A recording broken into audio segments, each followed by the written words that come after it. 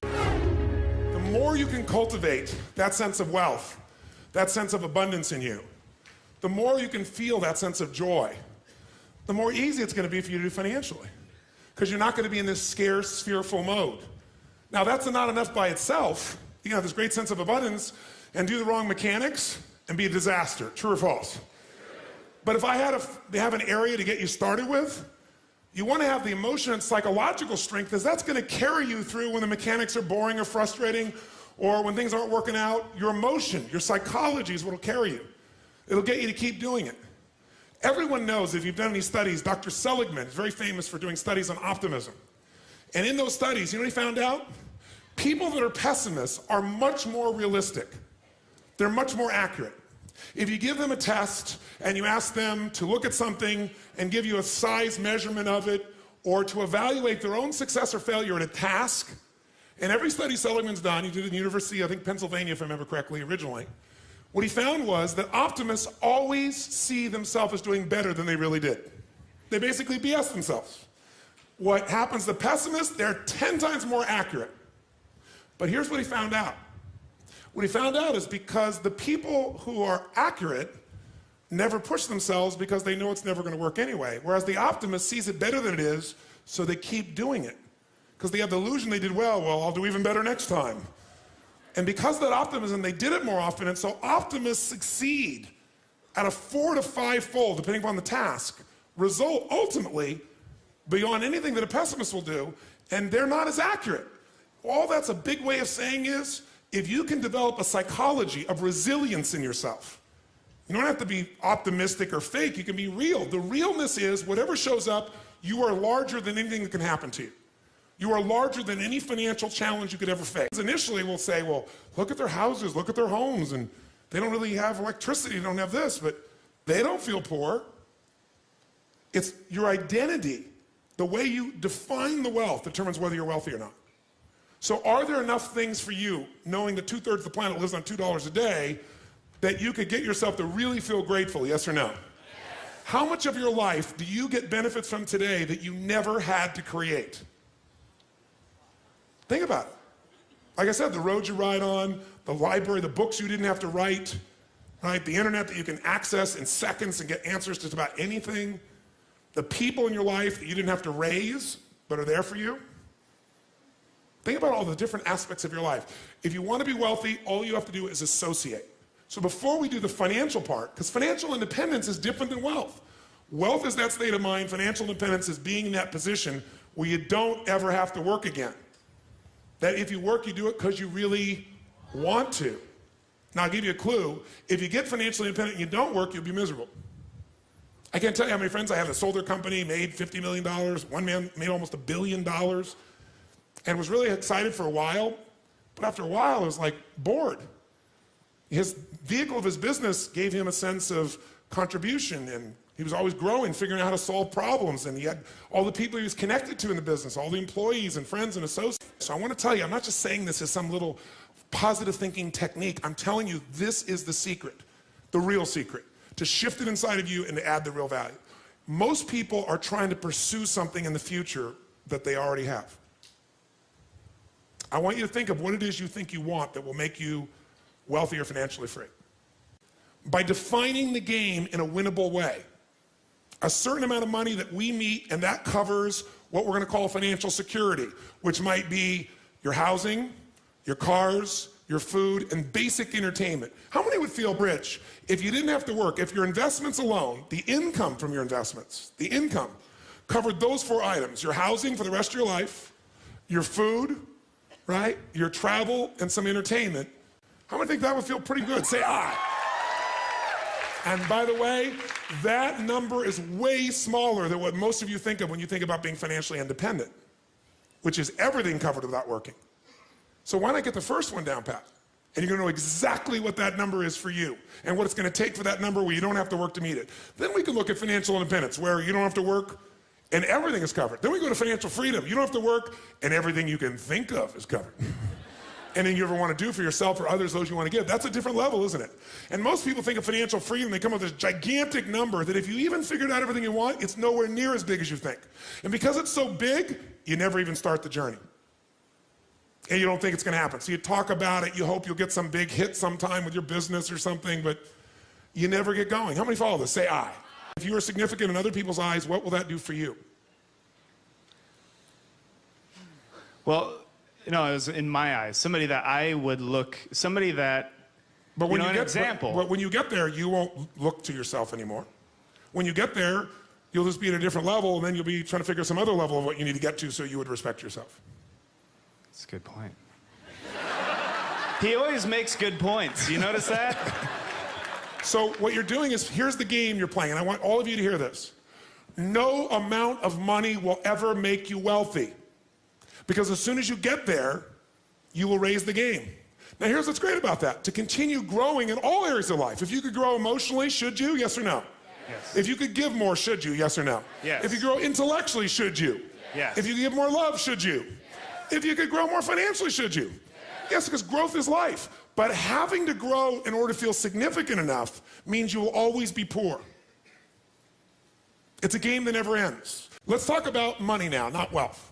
What does it take mechanically to get this thing called financial independence? And what is financial independence as opposed to wealth? Wealth is a product of the mind. Again, no amount of money you ever achieve will make you wealthy. Financial independence means you never have to work again in order to live your life. That when you do work, you're doing it because you really want to, not because you have to. And how many are committed to not only being wealthy, but also financially independent? Say, I. How do we get there? Let me give you the lesson how to get there. It is so simple that when I tell you, you're going to go, thank you for the breakthrough thought. But even though you may know this intellectually, whether you're sophisticated or not, you probably know this. The formula for financial independence is so simple. And you can't achieve financial abundance unless you really learn to apply this, not just in a concept in your head, but consistently in your life. And that formula is simple. Spend less than you what? You go, thank you for the breakthrough thought, Tony. But is this what most people do, yes or no? No. What do most people spend? More than they earn. There's no way around this. No matter how much money you have, if you spend more than you earn, you got a challenge. So there's no way to be financially free, financially independent without spending less than you earn. And what do you got to do with what you don't spend? You got to invest the difference. Because what I want to show you right now is how do you build what everybody should own. Every one of you should leave here with your own personal money machine. You want to create a money machine. A machine that while you're sleeping is making you money, right? So you're no longer trading the most valuable resource you have in life, your time, for money. You want to trade money for money. You want money to go to work. You want to put that money to work for you so while you're sleeping it's making a difference. You want to create a machine. And that machine you want to create is something that you want to be able to feed you at some stage where you don't have to work. That's what the money machine is. The second secret to this is you got to reinvest.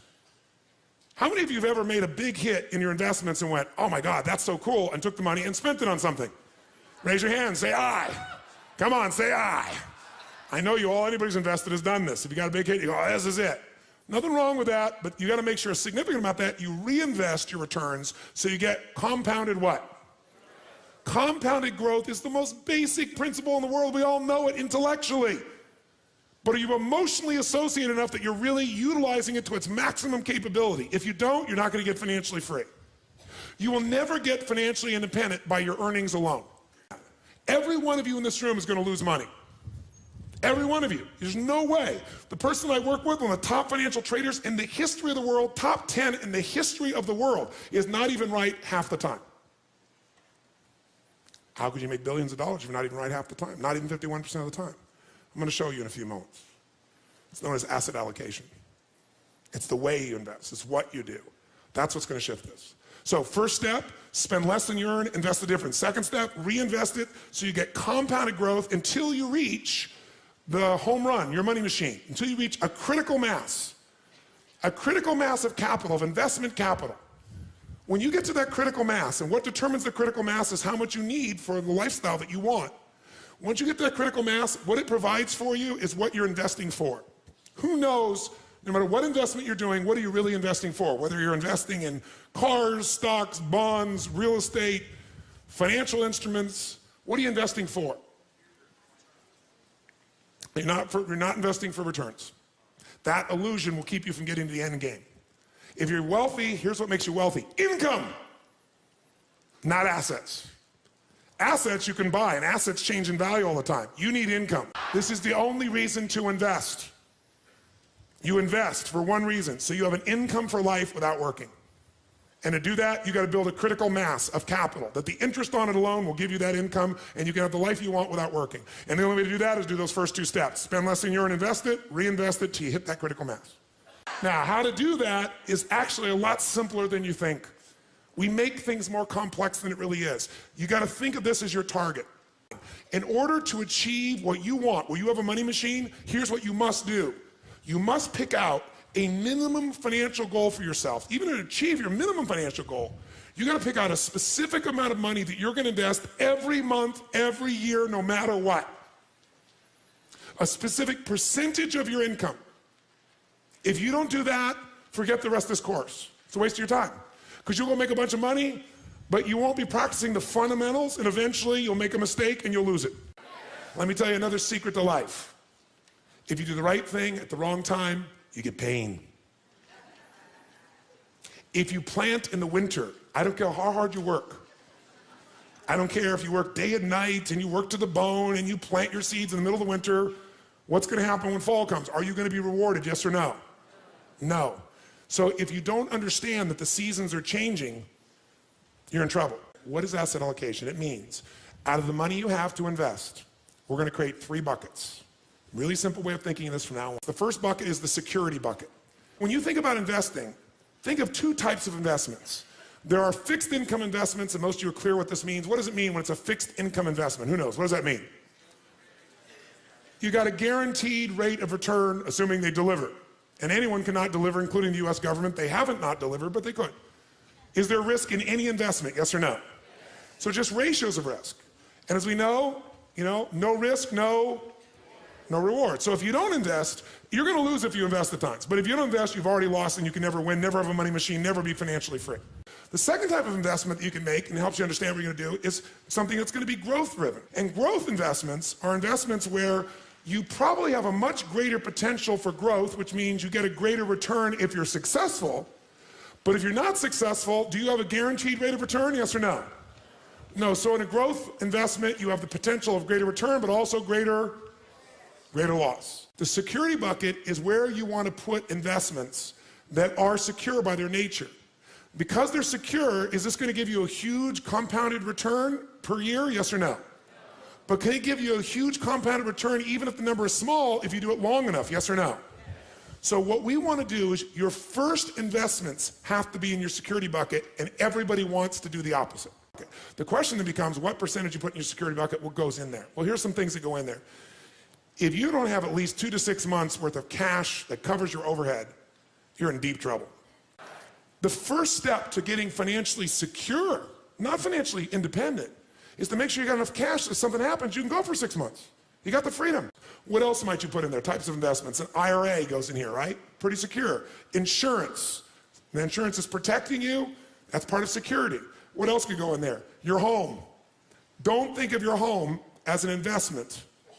Because for most of you, you're eventually not going to sell that home and eat it. You're not going to sell your home and get income off it. Now, some of you may be. You made a stage of life where you're accumulating the same homes, and eventually you're going to sell and buy a smaller home and take that critical mass that came from selling the big home, and it's going to take care of you for life. If you're doing that, great. But the place to think about your home in terms of leverage, put it in your security bucket. How many agree with me on this, by the way? Say aye. Because, by the way, if you don't have a home, you're going to be really stressed out, right? So I got to think of my growth outside my home, really. Think of your compound interest outside your home. Your home may be a bonus for you. And fixed income investments all fit in this category. Now, what's the second bucket? Second bucket is growth. 2 ways you're going to learn about growth. The buy and hold strategy, which is the strategy of an owner. And by the way, that buying and holding, that is less risky to some extent than momentum because of the timing. But it can be just as risky. What is momentum trading? That's when you're no longer an owner, you're a trader. A financial trader, everybody's a financial trader. Most of you trading time for your money. Here you're trading money for money. Here what you're looking at is you're seeing movement in prices. And what a momentum player is doing is they're playing for the short term usually. Third bucket is the dream bucket. The dream bucket is you want to travel around the world.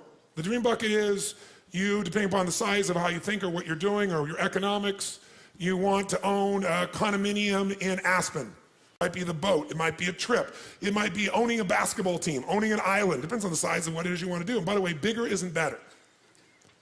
The more you have to feel financially free, the more stress you're going to have. How many follow this? It's the opposite of what you think.